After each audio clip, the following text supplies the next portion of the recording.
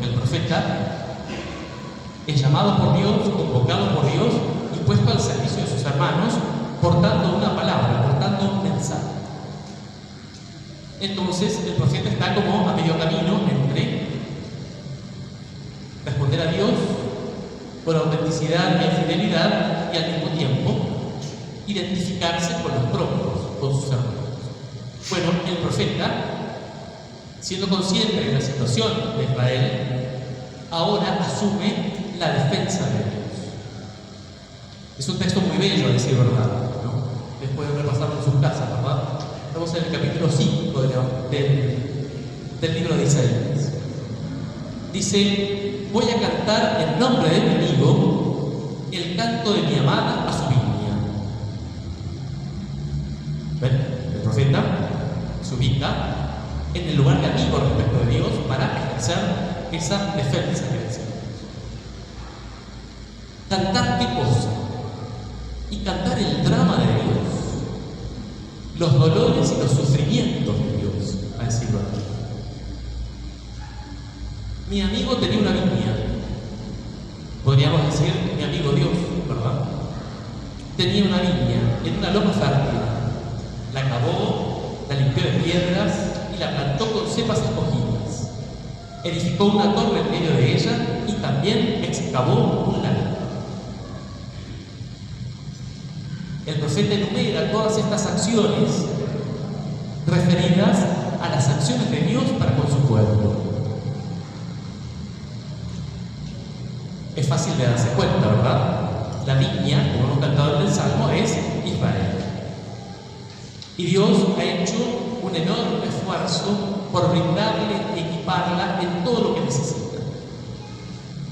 Tendríamos que decir que todos los gestos de Dios están cargados de paternidad, ¿verdad?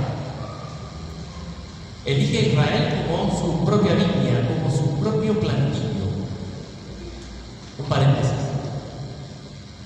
La Sagrada Escritura usa distintas imágenes.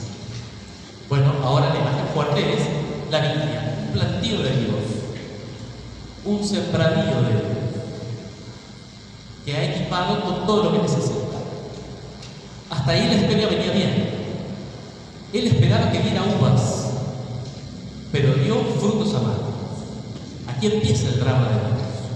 Es decir, Dios, dándose a sí mismo en toda generosidad, a la espera de la respuesta esperable de su pueblo, sin embargo, aparecen frutos amargos.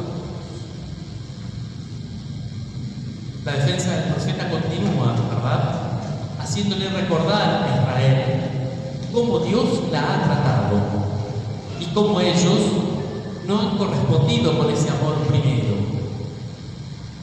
con ese amor original y fundante. Bueno, el Señor, para su parábola, se ha inspirado en el texto de Isaías, evidentemente. Ahora, el texto está dirigido a las autoridades judías, los sacerdotes y los doctores de la ley.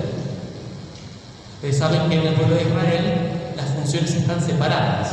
Los sacerdotes están dedicados exclusivamente al culto, mientras que la predicación está en manos de maestros o doctores de la ley o los fariseos. Como son los personajes más frecuentes que aparecen en el Evangelio, ¿verdad? Escuchen esta parábola. Ustedes verán que el texto pareciera casi calcado del texto de Isaías. Un hombre poseía una tierra y allí plantó una viña. La cercó, cavó un lagar y construyó una torre de vigilancia. Después la arrendó a unos viñadores y se fue a un país extranjero.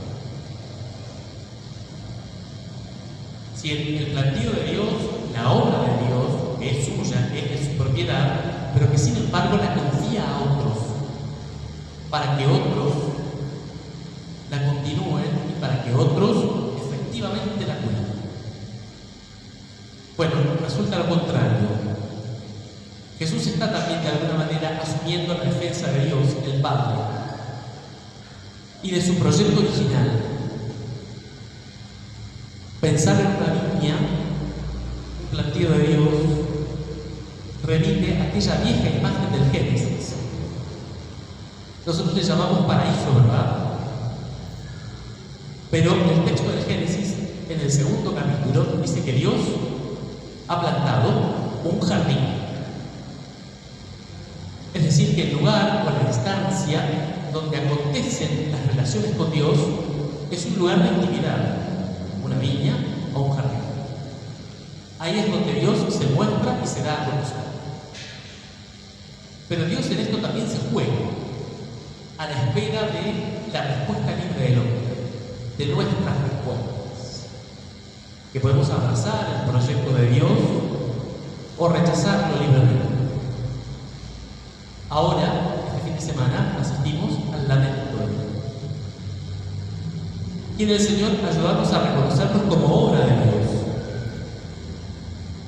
Quiere el Señor ayudarnos a pensar y a reconocer todas las acciones amorosas de Dios el Padre para cada uno de nosotros. Quiere el Señor permitirnos ese espacio de reflexión y de reconocimiento, para que podamos aceptar libremente esa propuesta de Dios, ese proyecto de Dios. Que el lamento de Dios, su drama por nosotros, bueno, sea el motivo de nuestra vuelta y de nuestro regreso, para abrazar esa propuesta dichosa. Bueno, quiere el Señor concedernos todas esas